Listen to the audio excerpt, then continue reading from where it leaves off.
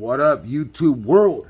This is your boy Hugo, Foster Home Feds and Fighting, back at it with another video. On this platform, we talk about change, from good to bad. Change, you can always reinvent yourself. Change. So I meant to do a video last week, but change has been happening in my life, which is for the good. Um, sometimes life hits you right in your giblet. You gotta roll with it though. It's life. Things are gonna, it's not ever gonna last forever.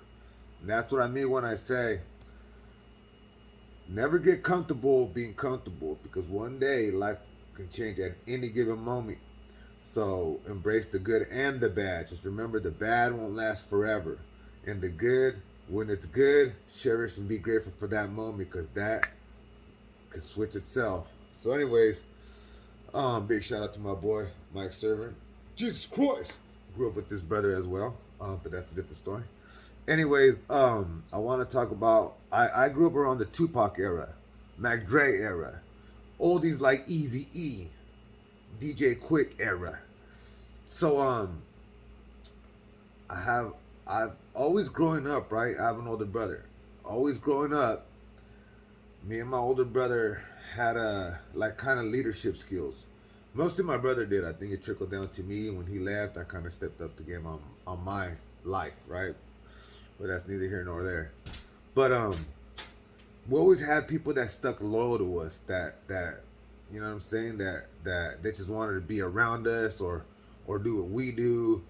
In other words, like we're kind of like teaching them what we knew, right? Street shit, graffiti stuff, everything else kind of stuff, right? So me growing up, like I said, I grew up faster than what I wanted to, being in foster homes, because I always had the thought of, where am I going to live when I turn 18? Where am I going to go? I don't have nobody, right? So I had to grow up faster than what I wanted to, and that's when I started indulging in a lot of crimes. But what was crazy is that, like I said, we always had people gravitate towards us because of the way we conduct ourselves. This story is going to be about one of my little homies. You know that Tupac song when he talks about shorty want to be a thug? Little young bad mother effer, gotta love him. This is the guy they were talking about when they say that song. When I hear that song, I think about my homie right here, man. Now this story right here is about my boy, Little Enrique. We call him Little Rick. He's a brother to me. He's more family than half the family I have anyways. But these are some loyal ass youngster right here, right? I put him on my team around, I was talking to him the other day. He told me around 14-ish years old. So he was like 14-ish. Shoot, I think I was like maybe 22, right? And you might ask yourself, what do you mean you put him on the neighborhood? Man, he was already doing crazy shit anyways. I just put him on my team because, like myself, I'm an outcast, I'm an outlaw, and the people that weren't getting put on due to them, no one like hating on them or not wanting a piece of them. Me, I was like Peter Pan with the Lost Boys. If nobody wants you on their team, come on my team. We're gonna make something out of it, and that's how I grew my squad up. But these guys are loyal guys. This is just one story about one individual, but there's a couple other ones. But we're just talking about this one, right? So, anyways, I'm gonna talk about this incident that had happened years ago. Shoot, I forgot how many years. We nearly can say over 15 for sure years ago. About 15 years ago, right? We're doing street stuff. Here's when I was still selling drugs, out in the block, in the neighborhood, doing bad things. But anyways, the way I used to roll, see, I don't believe in OGs. I don't believe in big homies, and I just didn't. The reason why I say I didn't is because like I never could fathom the somebody telling me what to do because they're older than me and they've done it. To me, that's kind of like some gibberish. I'm thinking like, dude, for me and my people, my squad, my team, I never told them to do anything unless I was gonna do it with them, because I don't believe in all that. Hey, go handle that. Nah, man, come on. I'm gonna show you what we're gonna do. I'm gonna do it, and if you want to ride with me and do it, then we're doing it. If you don't, it's all good. But I'm gonna show you that I'm not telling you to do something. I'm doing it with you. Let's go rock, right? So that's the way my mentality was. That's the way I kind of led my squad, my group, my little team, right? So we're always kind of like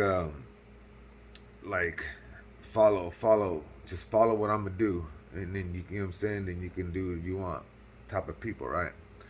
So, anyways, one day we're in front of the neighborhood. In front of the neighborhood where the apartment complex where they're like single mothers that have kids, no income apartments, whatnot. But we're chilling right in front of this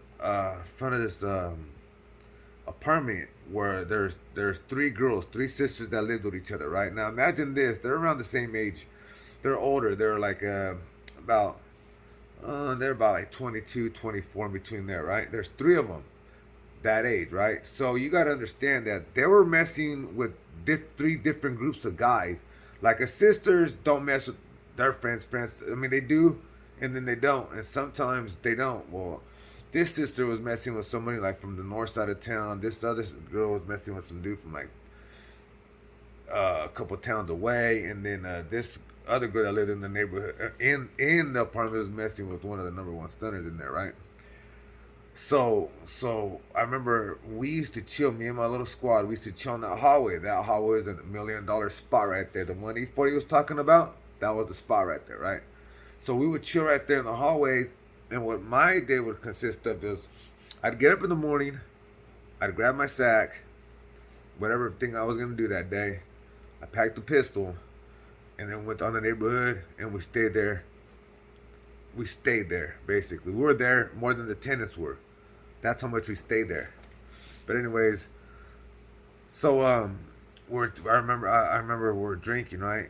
We're drinking a bottle of Hennessy. It was me, one of my road dogs, and my other little road dog, right? Little Enrique, the guy I'm talking the story about, right? Well, anyways, so so I remember like when I used to have a couple spots, right? Well, this time I had a spot on the north, and I had another little spot over here, but I had a spot on the north, right? And when I left, so I would make sure that my squad was good. I'd want them to leave too.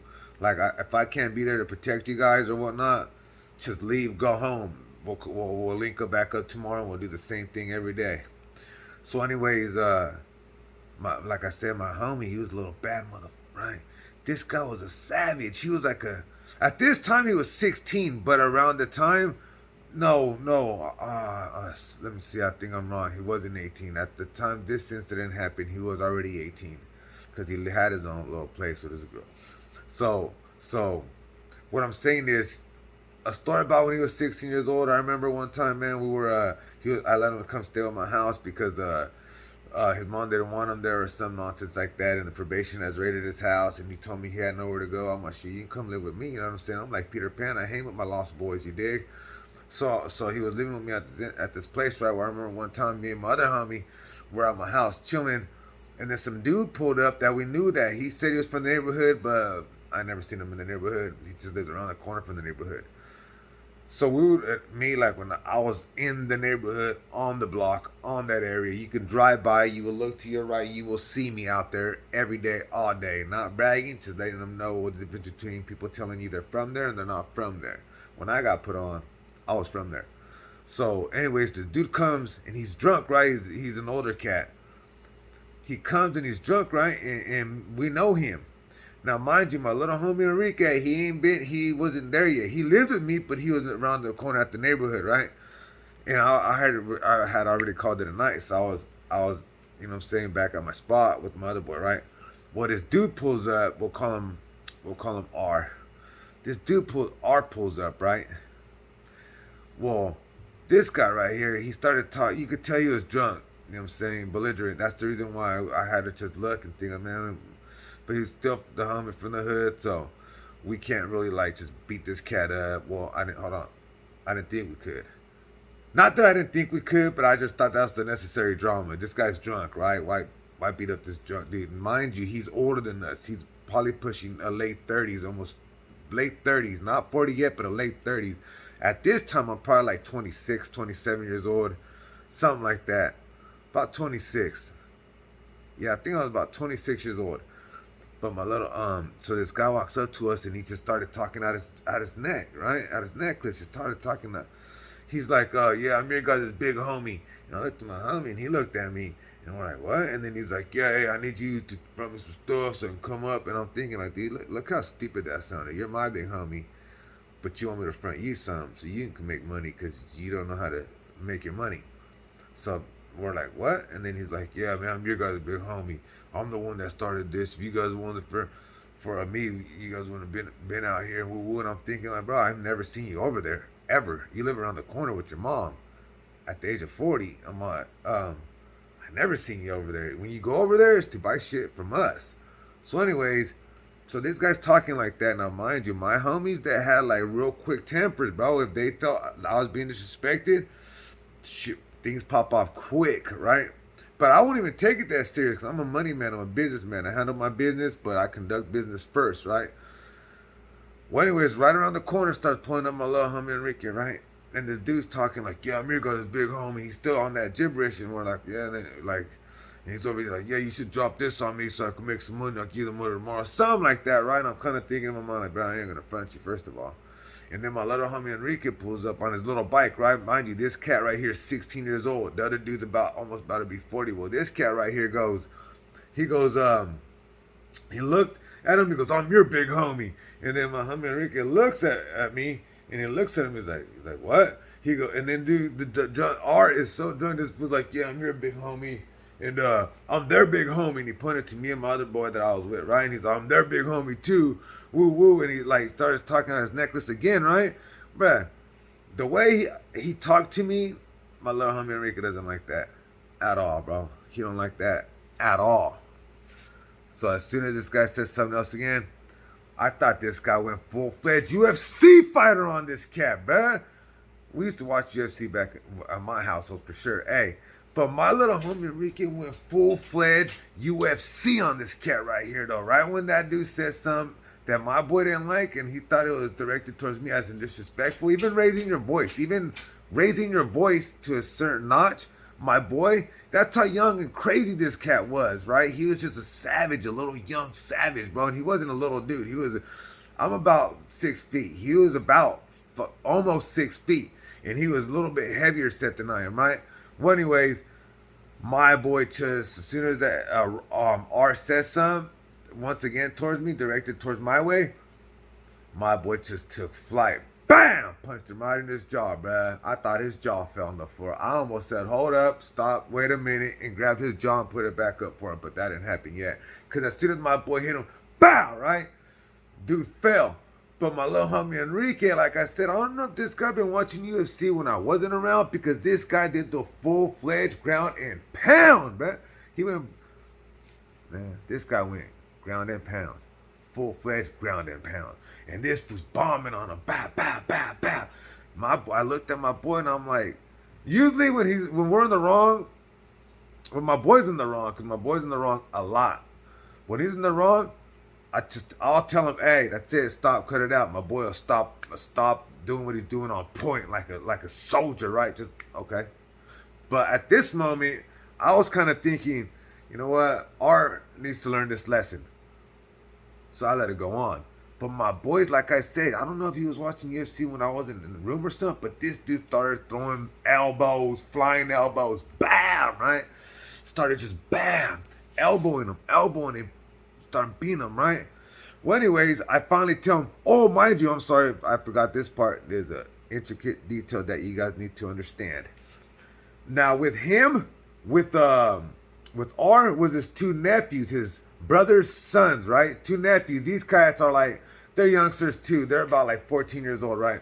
Well, anyways, as soon as they seen their uncle get bombed on from my little homie Enrique, that's only 16 years old, bruh. When they seen him get bombed on, right?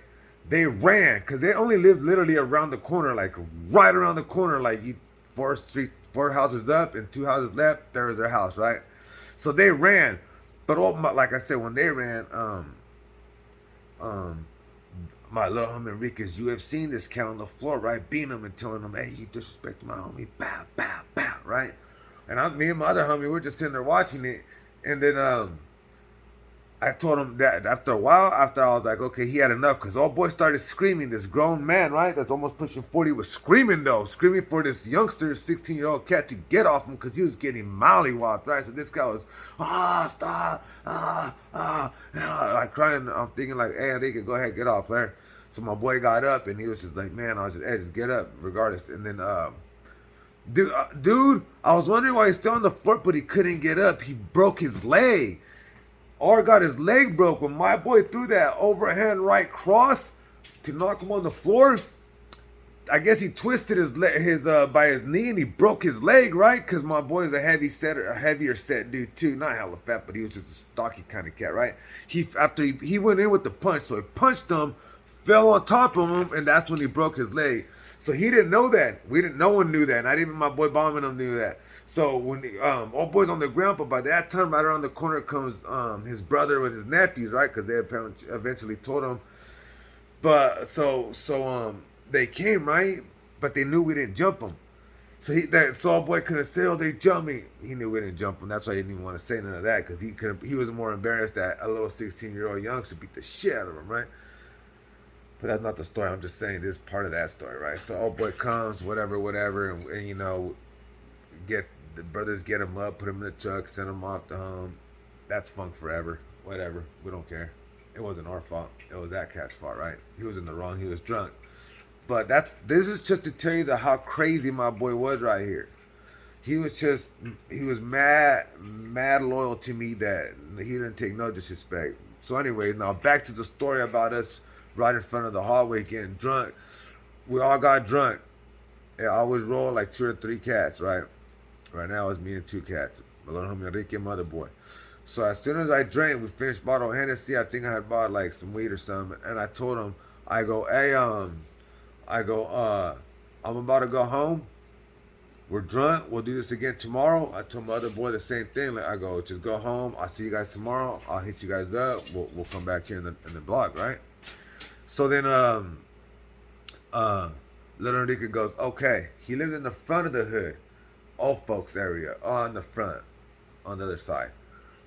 So, mind you, them girls were in their hallway, and they had people there all the time or whatnot. Well, anyways, on the way home, I got what is that shit called? When they judge you for what you're driving and what you look like. Profiled. I got profiled. Back then, I was on some goofy, look at me attention type of things. I was kind of like, I think I had a Monte Carlo, a 1998 Monte Carlos on 20-inch rims, some slump, right? So I get pulled over. Now, when I get pulled over, they start giving me a DUI check point, all that, make me do the little test and all this and whatnot. You know what I'm saying? Now I'm drunk. I ain't gonna lie. I'm not belligerent drunk where I can't drive. I was driving good. It was that they just seen that and they smell alcohol. So anyways, they're hemming me up. I'm stuck. They start bringing like 3 or 4 more cop cars. Boom, boom, boom. I'm on the other side of town. This is the north side, so it's cool. It's whatever, right? Well, while this is going on over their little radios, I'm hearing some commotion about how there's cops going to this address and whatnot and all that gibberish, right? So I'm like, man, whatever.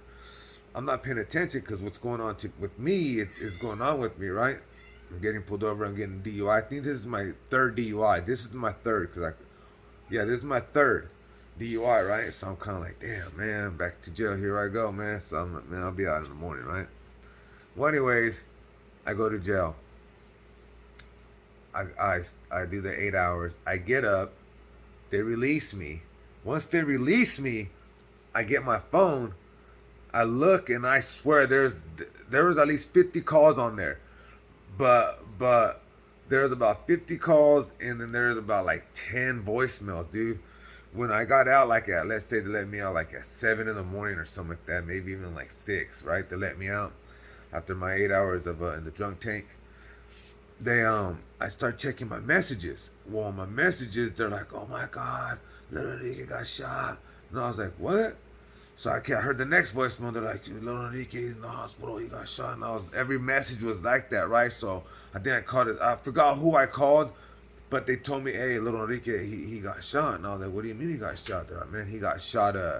He got shot. And I was like, what do you mean he got shot, right? And then they're like, dude, after you left last night, he ended up coming back out. He got into some commotions with one of the group of the dudes of the sisters that they're messing with. He got in a commotion with them, shootout, insult, and then he got shot. I go, what do you mean though? And they're like, dude, he got shot about 12 times. And I was like, what? My boy got shot 12 times. So imagine that. I got out and I started tripping. I was like, what do you mean? So I don't know if he's dead. I don't know I don't know if he's in the ICU. I don't know none of this. So I forgot who I got a hold of. But they told him, they go, he's in surgery. He's alive right now. And then I was like, well, what happened? I forgot who I asked what happened, right? They said that he came out. Some words were exchanged. He got shot by like two different pistols, like a 45 and a 9. So there's some big bullets, right? Well, he started shooting back as well because he shot one of them on the way. He shot one of them while they're trying to drive away, and that person ended up breaking into somebody, and that's when they figured everything out. That was a shootout. So, anyways, I just got out of jail hearing this. So mind you, the last time I talked to my boy, he was going home. I was going home. My other boy went home. Except I got DUI. So while I was getting pulled over and getting DUI, my boy was getting shot. So that is crazy. When I think about that, I say, man, I'm over here getting DUI. My boy's over here getting into a gun battle, right? Now, mind you, at this time, we've been into several gun battles. So it was kind of crazy. Like, I couldn't believe that. So after we I think he got the surgery, whatever. He's in the hospital for like, let's say like almost 3 weeks, I believe. Correct me if I'm wrong, but about 3 weeks I think he was in the hospital, right? We would go visit him, me and my boy. We would go visit him and shit. And then I remember he's telling me like, hey, we're gonna get out. I'm gonna get out. And I go, okay. And then he's like, I'm gonna get out. My mom wants you guys to come over so we can have a little happy that I'm back home and stuff. We're like, heck yeah, right? So anyways, he gets out. I get a phone call. Hey, I'm home. I'm home right here. Come on, my mom said, pull up. She's gonna make us something to eat. We're like, hell yeah, me, my other boy. Yeah, we pull up, right? Now mind you, like I didn't know the severity of his injuries, but my boy got paralyzed. To this day, he's in a wheelchair. He was a savage, bro. Like, you guys don't know this guy right here. I love this dude to death, man. He was so down for me, man. This guy right here. So you don't understand. That shit broke my heart. Like, my boy is paralyzed, and it's kind of like they're saying that he's paralyzed, but you know, at that early of a stage, you still have a belief that nah, the doctor's wrong. Hell no, watch. So with that being said, right, I'm still trying to understand all this. Like, you know. Anyways, we go to my boy because at nighttime he got out of the hospital like kind of at night. So we partied that night. We were drinking, we were smoking, we were eating good. He was just in the chair. I mean, not the chair, on the bed because he really couldn't move due to his injuries at that moment because they're still fresh. They're still getting healed. Like I said, he still has some bullets in him to this day, right? So I was like, we're talking. The next day, we partied that night. The next day, we had plans to go over there again. Whatever, right? So the next day, I swear, like at 6 in the morning, 6:30 in the morning, around that early. It was so early because I remember I getting a phone call from the mom's phone number, right? And I was thinking like, why is the mom calling me so early? And I answered the phone, and the mom starts bawling, starts crying. Hugo, she's a little paisa, so she talks with the accent. Hugo, no, I was like, yeah, and then she's like, they took Tata, and I go, what? She goes, they took Tata, police took Tata, and I go, well, can you say that in a translation in English? And she's like, no, Tata, and I go, no. I was like, I didn't say that, but I was kind of like, what? And then she's like, the police, they took Tata, get in it. So it turned out to be, what happened was they took my little homie Enrique, right? They got him They said that they gave him the blame about the shootout. So they took him to jail, and he ended up fighting an attempted murder case or something like that. But they gave him 13 years. 13 years. Not only did my boy already have to be in a wheelchair from losing his legs, from paralyzed from the waist down, that he's the one that did 13 years. The girls went to court and testified that he's the one that started the problems and whatnot. I'm not gonna sit here and say he didn't start it, and I'm not gonna sit here and say he did start it, because I don't know. Only God knows. You know what I mean? I don't know. He could tell me it wasn't him. I'm gonna believe him because that's my boy. But I don't know. Only God knows. So, yeah, man, that tripped me out. My boy did 13 years, dude. Mind you, he did all 13 years. He's a savage. Just because he's in a wheelchair doesn't mean that he doesn't handle business. He still handles business. I heard stories when I went to jail before. I heard stories about him in jail, and I was kind of like, as soon as they found out who I was, like, oh, you know this cat right here, and yeah, what's up? Yeah, that's the little homie. He be getting down. But anyways, right? So he did 13 years, right? Man, that's the thumbnail picture. The picture that the day he got out, 13 years later. I didn't see my boy for 13 years later. That's the picture that I'm putting on the thumbnail, right? That's my boy right there in a wheelchair. He did it all. Now I'm saying this to say that about this story. Yeah, my boy was a savage. Did he deserve what he got? I don't think he did. That's life though. The mistakes, not mistakes, but the decisions you make could either be a great mistake or they could be luck on something, right? Well, God had different plans. They might be like, well, what do you mean? Because he lived. He's paralyzed. How do we know God didn't save him from dying? From maybe the devil's trying to take him.